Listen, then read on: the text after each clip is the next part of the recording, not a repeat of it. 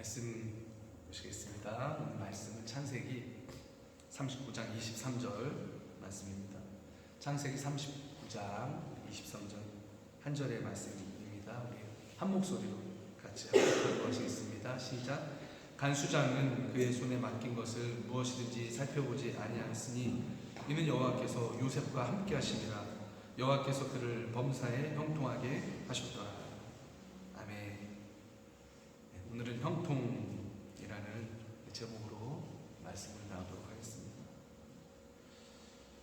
형통이라는 것이 무엇일까요? 오늘 말씀을 우리 39장 묵상하면서 저에게 들었던 그러한 질문이었습니다. 내용을 한번 살펴봐야겠죠. 성경에 모든 정의가 있죠. 성경은 잠시 38장에서 유다와 다말에 대해서 얘기하면서 유다의 족보에 관심을 기울였다가 다시 이제 요셉 편태로 돌아옵니다. 그 포커스를 요셉에 맞추는 거죠. 그래서 창세기가 마칠 때까지 요셉에게 중점을 두고 있습니다. 그만큼 요셉의 인생이 우리 이스라엘 역사 가운데 큰 어떤 역할을 한 것이죠. 근데 지난 말씀에 우리가 살펴봤듯이 요셉은 참 불행했죠. 사실 운명도 기구하게 형들에 의해서 노예로 이제 팔려버립니다. 그 당시 이제 노예가 된다는 의미가 어떨까요? 일단 어디로 팔려가게 되든지 탈출은 어렵죠.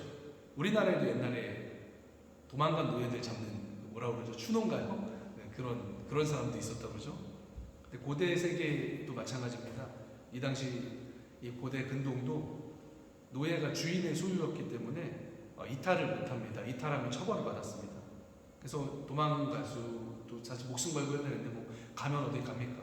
나가봤자 사막밖에 없는데 그러니까 이 당시 노예가 되면은 일단 갈 데가 없는 거죠. 그냥 거기서 종사를 해야 되는 거죠. 그리고 자유가 없었죠. 좋던 싫던 주인이 시키는 일을 이제 해야 되는 신분이 된 거예요. 그리고 마땅히 인간으로서 보장받아야 될 권리를 가질 수가 없었죠.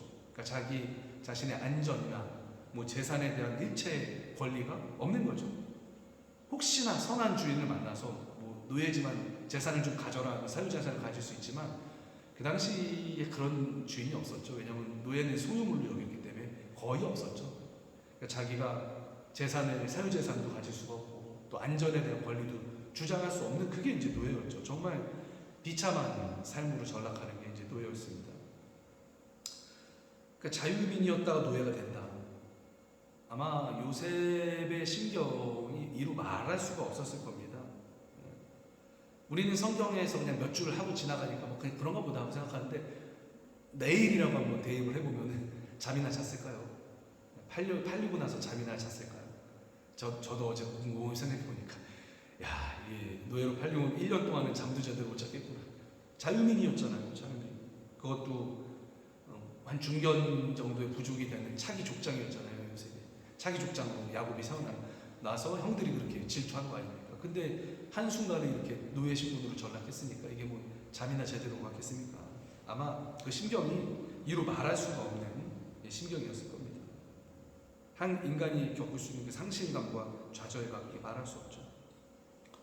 그런데 이제 성경이 좀 재밌죠. 39장을 통틀어서요. 요셉을 어떻게 묘사를 하냐면 이렇게 묘사를 합니다. 오늘 우리가 읽은 말씀이 이제 다 담겨 있는데 2절과 3절도 반복해서 그 표현이 나옵니다. 그래서 제가 읽어드리겠습니다. 2절, 3절에 이렇게 말씀하십니다. 여호와께서 요셉과 함께 하심으로 그가 형통한 자가 되어서 그의 주인 애굽 사람의 집에 있었다.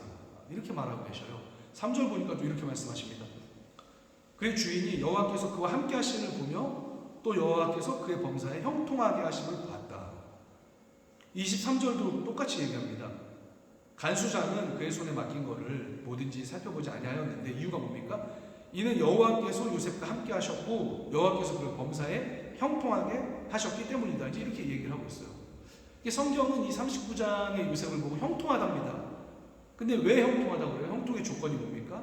성경을 관찰하니까 동일하게 표현하는 게 있죠. 한 가지 뭐예요? 여호와께서 함께 하셨다. 두 번째 뭡니까? 그래서 여호와께서 요셉을 형통하게 하셨다. 이렇게 말하고 있는 거죠. 그러니까 형통의 조건이 뭡니까? 하나님이 함께 하신다는 거죠. 그리고 하나님이 형통하게 해주신다는 거죠. 그러니까 하나님이 그와 함께 하시고 하나님이 그를 형통하게 하려는 의지를 갖고 있다면 그가 형통하다는 거예요. 그런데 이게 솔직히 요셉의 상황을 지금 우리가 살고 있는 현대의 가치관과 기준에서 살펴본다면 사실 이거 형통한 게 아니거든요. 솔직히 이게 형통입니까? 실패한 인생이고 전락한 상황이 맞는 거죠. 왜? 자유민 차기 족장의 신분에서 노예로 지금 전락했죠? 뒤로 가면 뭡니까? 한 수 더 떠서 뭐예요? 감옥 가잖아요. 요셉이 죄수가 됩니다. 죄수가. 이게 무슨 형통입니까? 이게 무슨 형통이에요? 그러니까 신분적인 관점에서 보면은 자유민에서 죄수가 된 겁니다. 노예를 거쳐서. 이게 무슨 형통이에요? 이건 전락한 거죠. 그래서 우리가 알 수 있는 건 뭡니까? 이 39장이 얘기하고 있는 형통이 어떤 신분을 얘기하는 게 아니구나. 신분 자체가 높아지는 거를 지금 형통이라고 얘기하고 있는 게 아니구나. 깨달을 수가 있죠.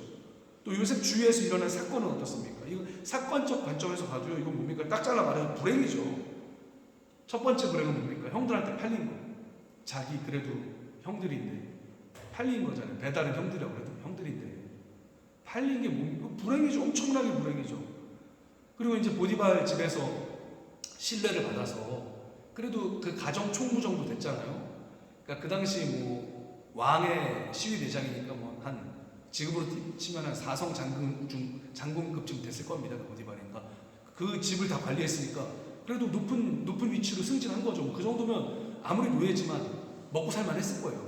그래도 그나마 이제 두 다리 뻗고 좀 살겠다. 뭐 좋은 주인인지 모르겠지만 어쨌든 인정받아서 그 위치까지 갔으면 그래도 이제 먹고 살만한 겁니다. 이집트에서. 근데 어때요? 그 아내가 이상한 아주 욕을 해가지고 죄를 뒤집어 씌워갖고 감옥 가잖아요. 불행이죠. 조금 살만해졌는데 이것보다 더한 불행이 어디 있습니까? 그러니까 오늘 말씀이 사건의 기준으로 또 형통을 얘기하고 있는 것도 아닙니다. 그러니까 신분이나 사건의 기준으로 형통을 얘기하는 거라면 이거는 좀 맞지가 않는 거죠. 다시 말해서 어떤 신분이나 어떤 높은 지위에 올라가는 거나 아니면 어떤 뭐 불행한 사건을 피하는 거나 이게 성경이 얘기하는 형통이 아니라는 것이죠. 오히려 이 형통 얘기가 나올 때마다 요셉한테 나쁜 일이 일어난 직후에 얘기를 하세요. 오늘 아까 우리가 같이 읽었던 그 2절 3절은 여호와께서 요셉과 함께 하심으로 그가 형통한 자가 됐다는 말이 언제 나오냐면요. 39장 1절 다음에 나와요. 근데 1절이 어떤 내용입니까? 요셉이 팔려서 애굽으로 가서 바로의 친위대장 보디갈한테 팔려갔다. 그 얘기예요. 그러니까 노예로 팔려갔다. 그 뒤에 나오는 거예요. 형통이. 그게 뭐 형통입니까? 그리고 우리 또 이제 중요하다고 읽었던 그 몇 절이 23절 오늘 말씀도 감옥에 간 사건 뒤에 형통하다고 나옵니다. 이거 지금 되게 아이러니하죠. 이런 사건 뒤에 뭐가 형통하다고 나오는 거니까 되게 재밌죠. 기준이 그게 아니죠. 그래서 오늘 말씀이 제시하는 형통의 조건이 뭡니까? 위에서 살펴봤듯이 하나님이 그와 함께 하시는가 그렇지 않은가 그게 기준이 된다는 거죠. 그러면 성경이 얘기하는 이 형통이 어떤 하나님이 그와 함께 하시는 건 알겠는데 그럼 하나님이 그와 함께하는 모습이 어떤 형태로 나타나는가 어떤 형태로 형통이 되어가는가 저는 그것에 한번 주목을 해봤습니다. 이 요셉을 모델로 한번 살펴봤습니다. 그랬더니 하나님이 요셉과 함께 하시니까 요셉이 어떤 사람이 되어가는 거예요. 어떤 사람이 되어가냐면 신뢰할 만한 사람이 되었다는 거예요. 왜 그걸 알 수 있냐면 요셉이 어디를 가나 뭐요? 인정받아요. 무슨 일을 하거나 주변 사람한테 어떻게 될까요? 인정받아요. 왜? 신뢰를 줬다는 거죠. 또 요셉은 무너지지 않아요. 종으로 팔려갔다고 해서 무너지지 않습니다. 요셉이 무너졌다면 보디발의 아내가 유혹할 때 아예 몰라. 될 대로 되라. 될 대로 되라는 식으로 행동하고 그 유혹을 받아들였겠죠. 그런데 요셉은 또 자기를 딱 지켰죠. 자신을 관리했다는 얘기죠. 아무리 고대 사회이고요. 아무리 감옥에 있다고 해도요. 아무나 사람을 임명하지는 않습니다. 요셉이 만약에 자기에게 일어난 일에 대해서 막 분노와 좌절감에 찌들어갖고 에라 모르겠다는 식으로 살았으면요. 보디발은 요셉한테 가정 총무를 맡기지 않았을 거예요. 또 간수장도 요셉한테 그 수용소의 그 행정일을 맡기지 않았을 겁니다. 보디발 집에 있는 감옥은요. 정치범 수용소입니다. 정치범 수용소. 그러니까 높은 사람들이 가는 데예요. 나중에 뒤에 가면 나오지만 떡 맡은 관원장, 술 맡은 관원장, 그 뭐 옛날에 요리나 해다 바치는 그런 사람이 아니고요. 잠깐 설명하면 고대 사회에는 왕이 굉장히 중요한데 세습되잖아요. 그래서 왕조가 중요한데 그 왕위를 찬탈하기 위해서 암살 시도가 굉장히 많았습니다. 암살할 때 굉장히 많았던 게 뭘까요? 물론 뭐 총칼 같은 걸로도 암살을 했지만 독입니다. 독. 음식에다 독을 타고 술에다 독을 타가지고 암살했던 시도가 많았어요. 그래서 음식 맡은 관원장, 술 맡은 관원장은 굉장히 높은 지위입니다. 왕이 신뢰하는 측근만 할 수 있던 그런 곳이었어요. 뭐 주방장이나 이런 게 아닙니다. 그 당시에. 그런데 그런 사람들이 가는 감옥이 바로 요셉이 갔던 감옥이에요. 왜? 왕의 칭의대장의 집에 있던 감옥이었기 때문에 지금으로 얘기하면 높은 사람들이 가는 정치범 수용소입니다. 어찌됐든요. 그러니까 규모도 제법 있고 뭐 그런데 사물을 아무한테나 맡기지는 않는다는 거죠. 그러니까 요셉은 뭐예요? 자기 자신을 버려두지 않았다는 거죠. 상황이 이렇다고 해가지고 자기 자신을 그냥 포기하지 않았다는 거죠.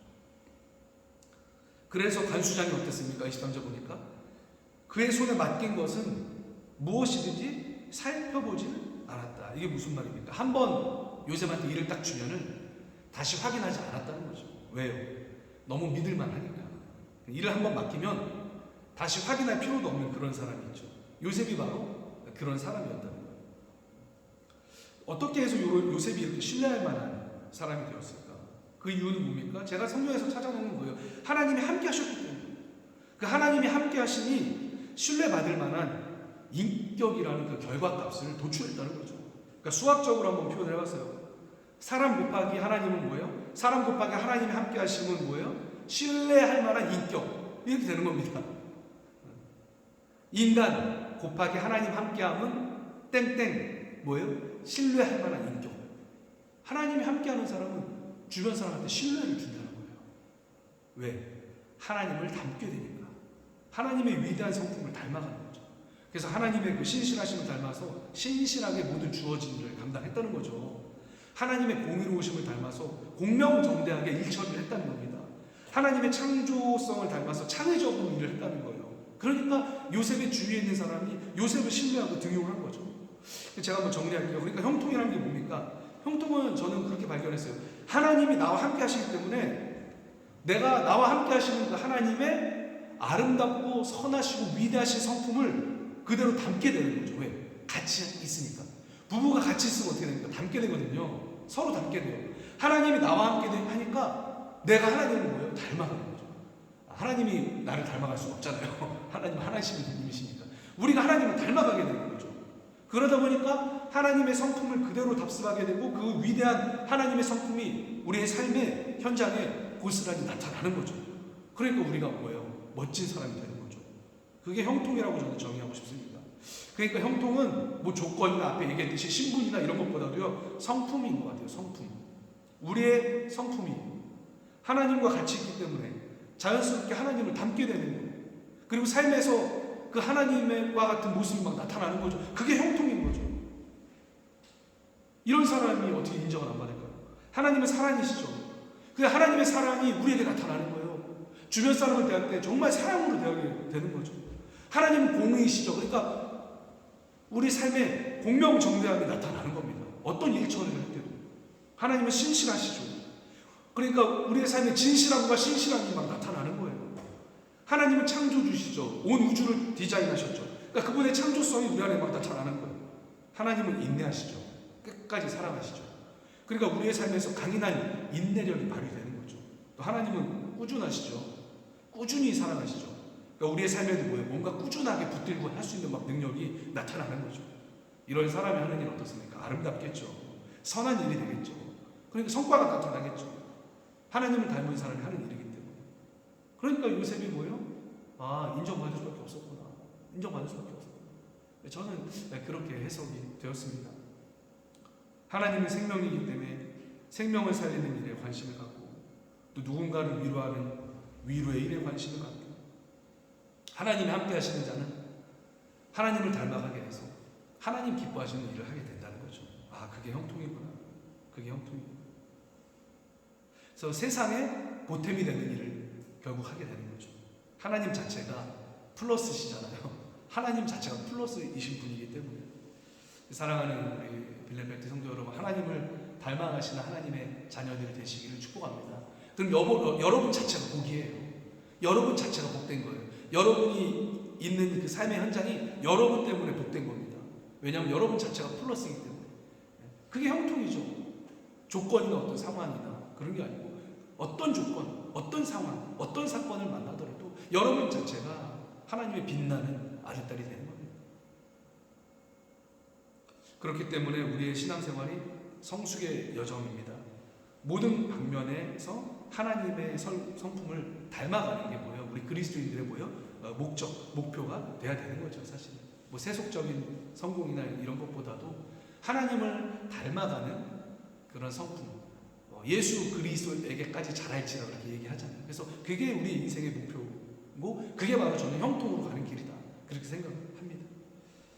그렇게 내려온 거예요. 하나님이 나와 함께 하셔야죠. 순환적인 논지 같지만, 목사님 그러면 특별한 사람, 요셉 같은 사람만 하나님이 가려 뽑으셔서 구원 역사에 그 크게 좀 쓴 사람만 하나님이 함께 해주는 거 아닙니까? 우리같이 평범한 사람들은 하나님 바쁘셔서 별로 함께 해줄 것 같지 않은데요? 이런 질문이 들을 수도 있죠. 이런 느낌이 들 수도 있죠. 그런데 이에 대해서는 우리 생각이 아니고 뭘 봐야 돼요? 우리 느낌이 아니고 성경을 봐야 됩니다. 성경에 이렇게 써 있어요. 신명기 4장 29절입니다. 제가 읽어드리겠습니다. 그러나 네가 거기서 너의 하나님 여호와를 찾게 되느니 만일 마음을 다하고 뜻을 다하여 그를 찾으면 만나리라. 이 말씀은 뭡니까? 죄를 짓고 이방 나라에 끌려가서 종살이를 하게 되는 백성들한테 주신 하나님 말씀이에요. 비록 우상 섬기고 하나님께 범죄해서 나라가 망해서 이방으로 끌려가서 버림받은 것 같은 처지에 있지만, 그런 사람, 하나님께 한번 반역한 사람이라고 할지라도 마음을 다해서 하나님 찾으면 뭐예요? 하나님이 만나주신다는 말씀이죠. 만나주신다는 말씀이죠. 예레미야 29장 11절 13절도 있습니다. 너무 유명한 말씀이죠. 여호와의 말씀이니라 너희를 향한 나의 생각을 내가 아나니 재앙이 아니니라. 너희에게 미래와 희망을 주는 것이니라. 너희가 내게 부르짖으며 내게 와서 기도하면 내가 너희들의 기도를 들을 것이요 너희가 온 마음으로 나를 구하면 나를 찾을 것이요 나를 만나리라. 이 말씀도요 마찬가지입니다. 바벨론으로 사로로 잡혀가게 된 포로들에게 주신 말씀이에요. 너희가 가서 70년 동안 고생하겠지만 내가 너희에게 주려는 것은 평안이다. 나를 찾고 찾으면 내가 너희와 만나준다. 그러니까 하나님은 뭡니까? 유리천장으로 막히신 분이 아니라는 거죠. 하나님께서는 수용적인 분이시고, 하나님은 하나님을 진심으로 찾는 사람들을 만나주는 그런 분이라는 거죠. 또 이런 구절들이 아니어도 우리는 하나님께서 우리를 만나주시고 우리와 함께 하시는 분이라는 걸 알 수 있습니다. 누굴 보면 알 수 있습니까? 바로 예수님을 보면 알 수가 있는 거죠. 마태복음 1장 23절입니다. 보라, 처녀가 잉태하여 아들을 낳을 것이요 그의 이름을 임마누엘이라 하리라 하셨으니 이를 번역한즉 하나님이 우리와 함께 계시다 함이라. 가장 어두운 이스라엘의 시기에도 예수님을 하나님께서 보내셨죠. 그러면서 뭐라고 하십니까? 내가 너희와 함께 있다. 하나님이 그렇게 하신다는 거죠. 그래서 우리가 이런 하나님을 믿는 것이죠. 그래서 이런 하나님을 믿는 것이죠. 그래서 우리가 지금 하나님과 끈끈하게 함께하지 못한다면 사실은 하나님이 우리한테 손을 안 내민 게 아니고 우리가 주님한테 나가지를 않는 거죠. 하나님은 이미 마음을 열고 기다리십니다. 그래서 우리가 해야 될 일은 진심으로 주님과의 관계를 사모하고 우리의 마음을 열고 하나님 앞에 나아가는 일이죠. 그럼 하나님이 우리와 함께 하시는 거죠. 우리가 주님을 닮아가는 거죠. 그럼 요셉 같은 형통함이 우리에게 있게 되는 거죠. 그런데 이게 쉽지만은 않아요. 우리는 영적 존재지만 동시에 육체적인 존재이기도 하기 때문에 우리가 주님 앞에 나가는 게 참 어려워요. 또 성경이 얘기하고 있죠. 창세기에 아담이 하와와 선악과 먹고 나서 뭐요? 우리 영혼, 또 하나님과 교제할 수 있는 어떤 그런 안테나 같은 것이 많이 우리 훼손된 상태라고 성경이 얘기하고 있는 거죠. 아담을 살펴보면 뭐예요? 하나님과 막 대화도 했잖아요. 친구와 얘기하는 것처럼 에덴 동산을 거니면서 하나님과 막 산책을 하면서 대화하고 그랬던 모습이 인간의 모습이었는데, 타락 이후로 점점 더 하나님을 느끼고 하나님과 교통하는 그 영적인 센서가 훼손이 된 거죠. 대홍수 때는 뭡니까? 노아 외에는 하나님과 교통하는 사람을 찾아보기 힘들죠. 그래서 하나님과 교류하는 일은 사실 쉽지 않습니다. 하지만 예수님을 믿을 때 성령님이 임하셔서 우리 안에 영적인 감각의 회복이 일어나고 그 회복이 일어나는 거죠. 근데 아직 그 완벽한 회복이 아니기 때문에 쉽지 않습니다. 그래도 뭐예요? 결단하고 우리가 주님께 나아가야 되는 거죠. 주님과 교제해야 되는 거죠. 성령이 나와 함께 하시도록, 또 하나님께서 하나님의 우리가 닮아갈 수 있도록 우리를 인도하시도록. 그래서 뭐가 필요해요? 매일매일 주님 앞에 기도하는 게 필요하죠. 그래서 말씀 듣는 게 필요한 거죠. 저절로 된다면 얼마나 좋겠습니까? 그냥 가만히 있어도 뭐 하나님과 그냥 교류가 된다면 얼마나 좋겠어요. 근데 우리가 이 땅을 살아갈 동안은 기도해야 주님과 교제하게 되고, 또 말씀을 붙들어야 주님과 교제할 수 있게끔 된다는 거죠. 또 그렇게 해야만 우리가 주님을 닮아갈 수 있는 그런 특징들이 우리 속에서 발전되게 된다는 것이죠. 그래서 하나님께서, 성령께서 우리에게 오셔서 우리에게 주님을 닮은 그런 특징들을 부어 주실 수 있게 되기를 축복을 드립니다. 그래서 우리가 세상의 헛된 마음을 태워주셔야 우리가 선한 목적에 바라보면서 살 수 있죠. 또 주님이 우리 생각을 인도해 주셔야 그렇게 세상의 플러스가 되는 형통함을 살 수가 있는 것이죠. 또 이 세상에 영원하지 못한 것들, 그런 것들의 마음을 빼앗기지 않도록 지켜주시고 또 분별할 수 있도록 해주셔야 우리가 이러한 삶을 살아갈 수가 있는 것이죠. 그래서 성령님께 간구해야 됩니다. 하나님, 우리를 하나님 닮은 성품으로 오늘도 인도하여 주시옵소서. 우리의 삶이 하나님께 나아가는 삶이 되게 하시고, 그럼으로써 하나님의 성품을 그대로 닮아서 하나님께서 형통하게 하시는 삶이 되도록 주님 인도해 주세요. 이렇게 오늘은 기도하고 마쳤으면 좋겠습니다. 그래서 함께 이 시간 기도하실 때에 말씀 드린 걸 기억하시면서, 하나님, 요셉에게 불행한 일이 찾아왔지만, 하나님, 별로 행운 같지 않은 일들이 찾아왔지만, 그의 신분도 그렇고 그의 사건도 그렇지만 주님께서는 하나님이 함께 하시기 때문에 형통이라고 말씀하고 계셨습니다. 하나님, 우리가 어떤 상황과 어떤 사건을 만날지라도 주님이 우리와 함께 하시면 그것이 형통인 줄 압니다. 주님은 이미 우리에게 마음을 열어주셨습니다. 우리가 주님께 결단하고 나아가길 원합니다. 주님, 우리를 만나주시고 주님을 닮아갈 수 있도록, 우리의 삶에 형통함이 나타날 수 있도록 주님 함께하여 주시옵소서. 이 시간 함께 기도하겠습니다. 함께 기도하겠습니다. 주님, 감사합니다. 그 말씀을 통해서 형통함이란 무엇인가 한번 생각해봤습니다. 묵상해봤습니다. 주님, 우리가 세상을 살아갈 때에 하나님, 갖가지 상황들을 만납니다. 또 갖가지 모습이 되어갑니다. 하지만 주님, 그 가운데서도 흔들림 없이 주님을 바라보게 하시고, 하나님이 나와 함께 하시고, 하나님, 우리의 삶에 주님을 닮아가는 아름다운 모습이 있게 하시고, 그것을 바탕으로 내 삶이 하나님 바라보시는 형통함이 되도록 주님, 우리의 삶을 복되게 하여 주시옵소서. 하나님께서 한 분 한 분 찾아가셔서 성령으로 하나님 그 마음에 문을 여시고 주님 함께 거하시고, 하나님 주님 모습, 주님 닮은 모습, 성화의 과정이 되어지도록 주님 우리를 인도하여 주시옵소서. 천국 가는 그날까지 하나님 우리와 함께 하실 줄 믿습니다. 주님 인도하여 주시옵소서. 우리의 삶 가운데 주님과 닮은 모습, 하나님 작은 예수가 되어서 하나님 내가 있는 곳에 주님의 선한 그 영향력을 끼치는 모습을 주님께서 변하시여 주시옵소서. 주님 감사합니다. 하나님 감사합니다. 하나님 내 삶에 주님 복되게 하시고 주님 감사합니다. 하나님, 우리가 기도했습니다. 간구했습니다. 하나님, 간구한 모든 제목들 하나님 하늘 보좌의 금향로에 담기게 하시고 아름다운 하나님 위로부터 응답이 오게 하여 주시옵소서. 감사합니다. 예수님의 이름으로 기도드립니다. 아멘. 네, 감사합니다. 찬송 453장 예수 더 닮기 원하네 찬양하시면서 준비하신 예물 주님 앞에 봉헌하시겠습니다.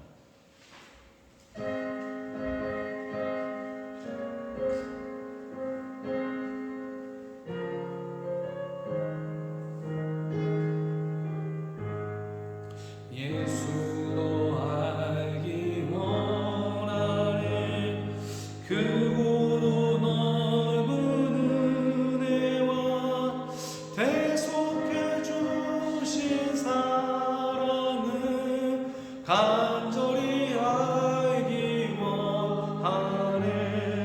내 평생의 소원, 내 평생의 소원, 대속해 주신 사랑을 간절히 알기 원하네.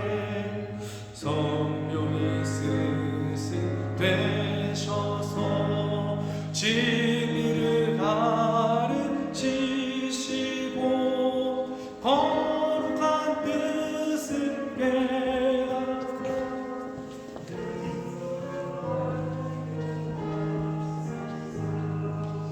내 평생의 소원 내 평생의 소원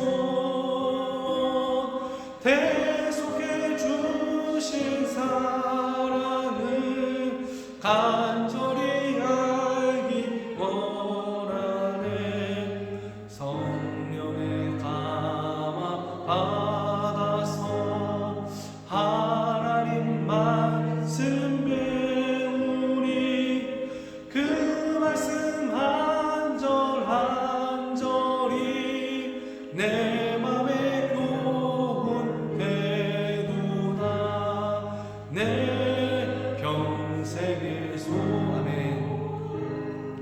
내 평생의 소원 대속해 주신 사랑을 간절히 알기 원하네 예수가 계신 목좌는 영광에 돌려 있도다 평화의 왕이 오시니 그 나라 왕성하도다 아멘 내 평생의 소원 내 평생의 소원 대속해 주신 사랑을 간절히 알기 원하네 아멘. 교회 소식입니다. 네, 한국 가셨던 우리 진현 성도님이 화요일에 잘 도착하셨습니다. 기도해 주셔서 감사드립니다. 네, 그동안 교회 나오셨는데 우리 그 카드 작성 못하신 분들은 지난주 말씀드린 대로 작성해 주시면 감사하겠습니다. 또 이번 주 월요일인가요? 우리 사랑하는 로이 어린이 생일이었습니다. 축복합니다. 축하합니다. 그리고 환우 드리겠습니다. 우리 윤근 집사님이 지지난주에 코로나에 걸리셨었습니다. 그래서 이제 완치가 되셨는데 이번 주간에 완치되셨는데 조금 기침을 하셔서 오늘 나오지 못하셨는데 후유증 없으시도록 건강하시도록 기도해 주시면 감사하겠습니다. 또 우리 인권 성도님을 위해서도 계속해서 기도해 주셨으면 감사하겠습니다. 예, 이제 제가 일어나셔서 별단에 찬양하시고 제가 공원 기도와 축도하고 예배 마치도록 하겠습니다.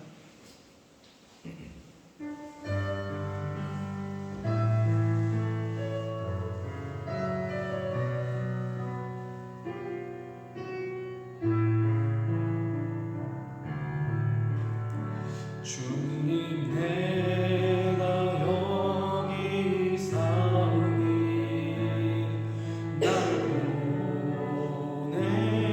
보내소서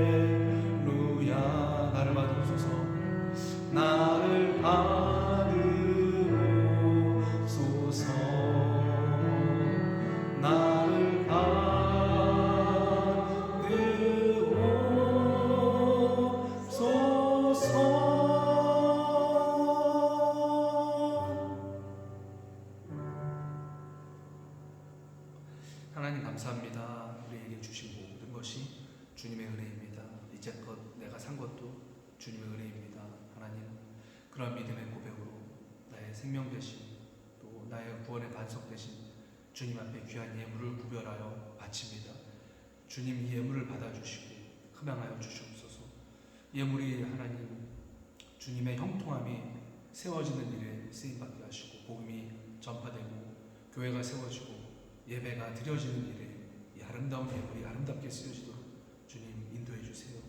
하나님 또한 드린 손길도 기억하셔서 그 손이 형통하게 하시고 그 손으로 하는 모든 일이 주님 앞에 하나님 붙잡힌 바 되게 하시고 하나님 꾸어줄지언정 꾸임받지 않는 그런 복된 삶을 살게 하도록 주님 인도하여 주시옵소서. 지금은 우리 주 예수 그리스도의 은혜와 하나님 아버지의 극진하신 사랑하심과 성령의 감화, 감동, 교통하심이 하나님과 함께 동행하고 하나님의 성품을 닮아감으로써 형통한 삶을 살 것을 다짐하는 사랑하는 빌레벨트 교회 모든 성도들에게 지금부터 영원까지 함께 하시기를 간절히 축원하옵나이다. 아멘.